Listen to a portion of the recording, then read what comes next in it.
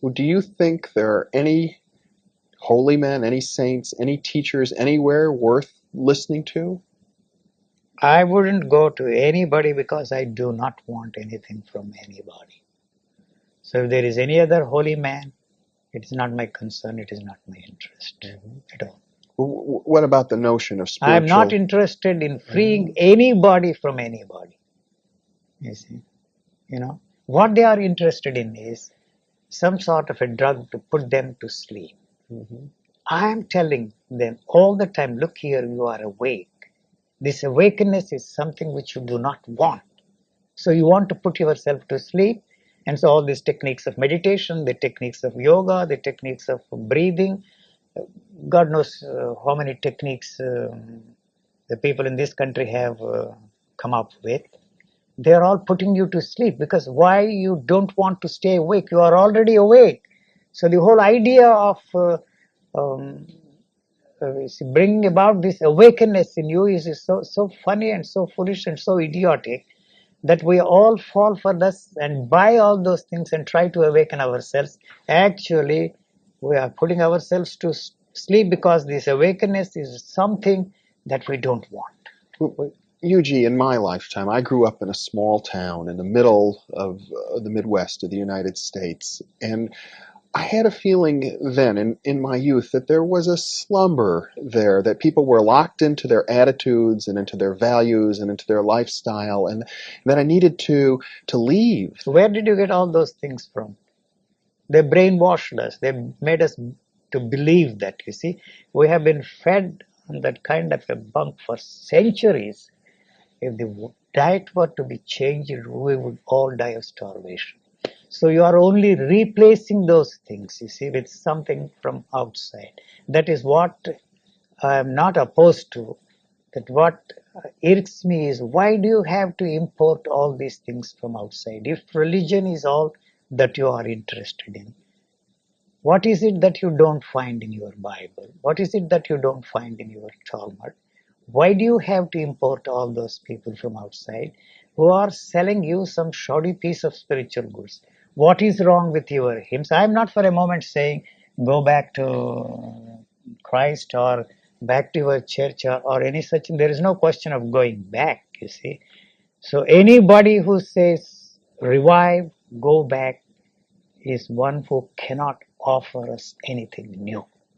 You see all the old people in our families, they always talk about their past because they have no future to think about or talk about. They always talk about the past. Any nation, any individual, any teacher who wants to revive the dead past is already dead because he has nothing new to offer.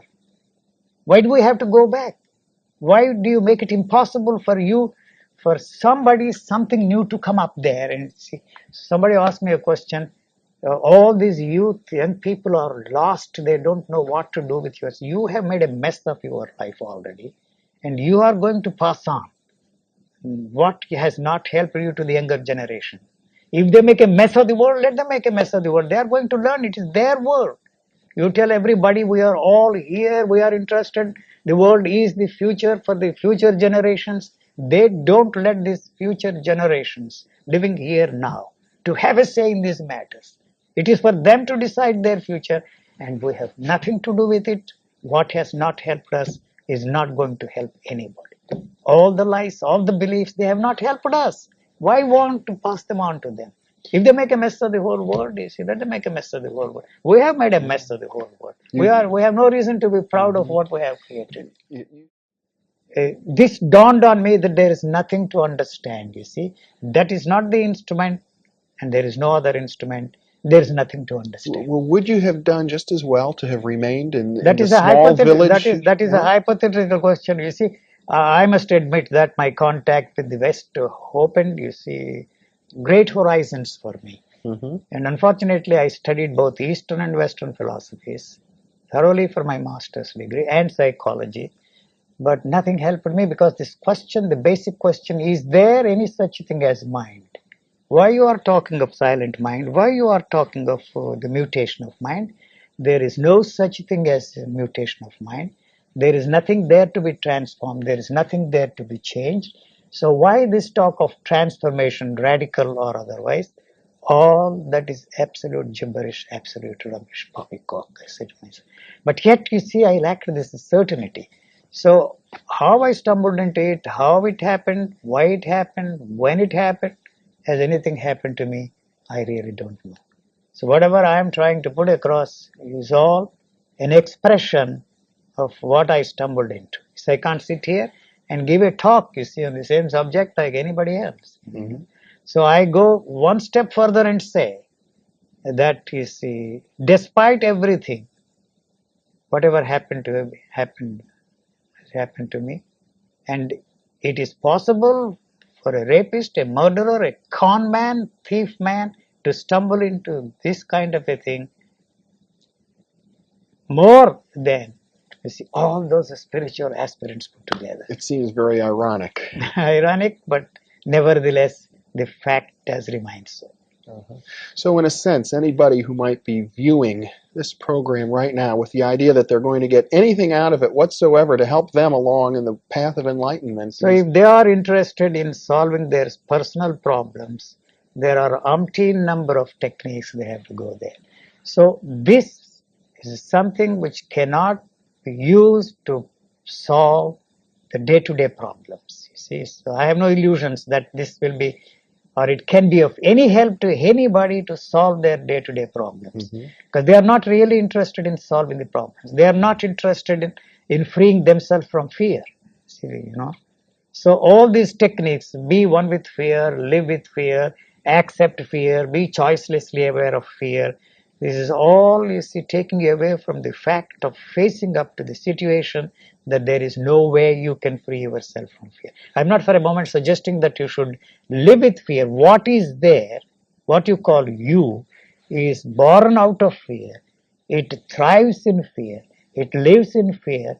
So it cannot voluntarily liquidate itself, free itself from fear. So it has no solutions for the day-to-day problems of the people. It has no solution for the problems of the world. It has no social contact. But you know, it seems as if the pattern of your life, as I look at it, does fit perhaps a classical pattern. And it's the pattern of struggling, of agonizing, of really pushing yourself on the path and reaching a point of despair, of frustration, and then giving up, then letting go. No, you see, the despair is the solution. You see, we are not dealing with despair at all. So we are not dealing with anger. We are not dealing with greed. There is no point in giving discourses on greed or how to be free from greed or how to be free from pleasure, how to be free from despair. Because despair is something which you cannot separate yourself from. You are dealing with how to be free from despair, but not despair itself, you see. So the answer to your despair is in despair itself and not in how to be free from despair. So you are only thinking about despair and not doing anything with it. That applies to all the things that we are trying to be free from. In other words, rather than vainly seeking for enlightenment or seeking for love or seeking for all of these beautiful concepts that we have, you're suggesting that we just grab reality by the teeth, so to speak, in all of its sordidness. And it is not a question of grabbing it. It's not a question of capturing it, containing it, and giving expression to it.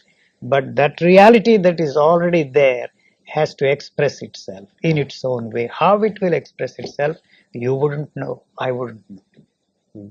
There is nothing to be done about it. Whatever we are doing is the one that is preventing something living that is there to express itself in its own way. So no two human individuals, no two human beings are the same. The culture is interested in fitting everybody into a common mold. You see, if you look at the leaves, you see, I was a student of botany. I studied the leaves, you see, in a microscope. No two leaves are the same. No two human beings are the same. Now they are doing tremendous amount of research. Now they are beginning to realize their motivation is to track down criminals, not to understand the functioning of the human body. They know now in a way, you see, that no two human bodies are the same. Your hair, you see, if it is dissolved into its constituent elements, you will be surprised that your hair is quite different from my hair. And now they have come out with, you see, with the peculiar statement that women have more gold in their hair than men. You see, More gold. more gold than men. I don't know it. I can't make any definitive statements about it. No two human bodies are the same. No two human individuals are the same. The demand of the culture, the society, or whatever you want to call it, to fit all of them in a common mold and produce, you see, the same kind of people is not going to succeed in the long run.